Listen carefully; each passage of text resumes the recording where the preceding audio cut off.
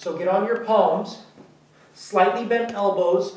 Now, get in a position, extend your legs, butt down a little. I want it all lined up. Neck. Also, you can put your legs a little wider on this one. So line up a little outside your shoulders, okay? Now, she's going to turn and lift up her arms. So turn, keeping the abs tight. Now, keep your body flat with the floor, okay? Now, back down. Now, turn the other way. Keep your stomach tight. So you want to go a speed of about 1, 2, 3, 1, 2, 3, and keep those abs tight. Turn all the way, not half turns, and keep those feet planted on the floor. Beautiful. Twist, boom. Twist that hip, boom. Make sure throughout the set you don't point your butt out. We want it to stay flat. If you have to go back to this position, then go there, flatten it out, keep it straight, then continue.